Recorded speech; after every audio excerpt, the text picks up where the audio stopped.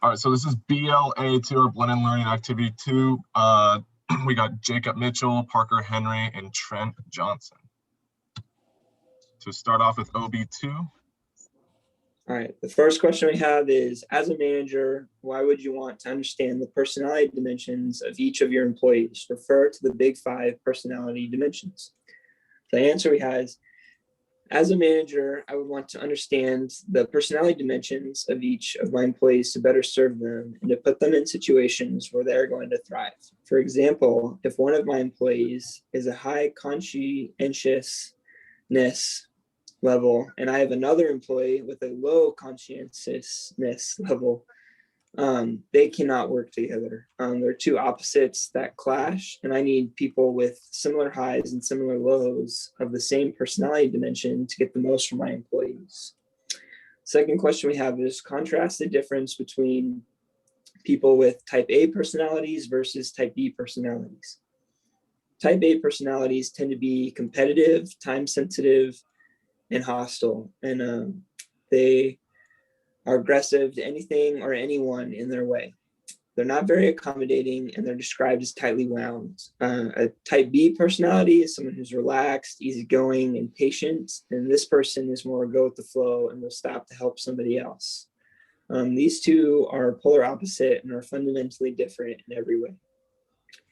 What jobs would favor someone with a type A personality and then with a type B personality? A job that would favor a type A person is a sales job, where the atmosphere is more survival of the fittest, and you have to outperform your peers to get your way to the top. And then a good job for a type B personality is maybe someone in marketing, or like design, where you work with a team and everybody's blending together to work on one project. So for the last question, define 2 types of stress and provide 3 examples of each. So one of the types of stress is acute stress, and examples of acute stress could be running late for a meeting, watching an important sports game, or worried about scoring well on a test. Another type of stress is called chronic stress, which is more of a long-term and harmful for your mental and or physical health. Examples of this stress can be repeated abuse, unemployment, and substance abuse. So moving on to OB4. Alrighty, OB4. So the first question is, summarize your findings and discuss how each strength can benefit you in business. So for the findings, I took the test and I scored a 9 on self-awareness, a 6 on self-management, a 8 on social awareness, and a 7 in relationship management. I would say overall the scores make sense for me. And it was decently accurate. In terms of how that applies to a business atmosphere, I would say that me scoring high on a social awareness and a relationship management definitely helps out within a business atmosphere, especially when you're working with groups of people or in teams or you're having to manage people. So then the second part of that question is, additionally describe your areas of opportunity and 3 ways you can strengthen them. So areas of opportunity, I would say, kind of like falling back on what I was saying earlier, when it comes to managing people or working with lots of people. I definitely can improve though in my self-management. I am a person who can be lazy if I'm not motivated to do something, or if I don't have a whole lot of desire to do something. So I'd say that's definitely one of the areas that I could strengthen.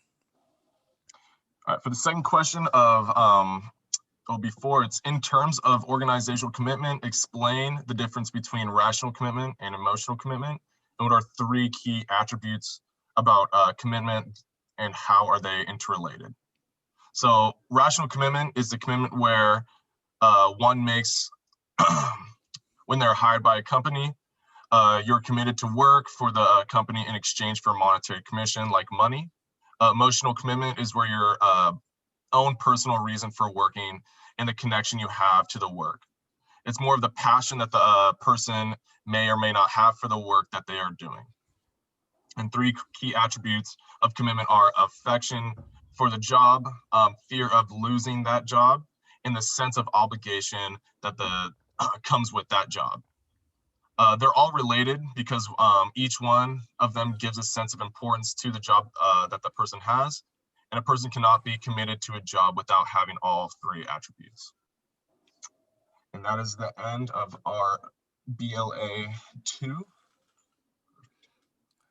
Awesome. Sounds good.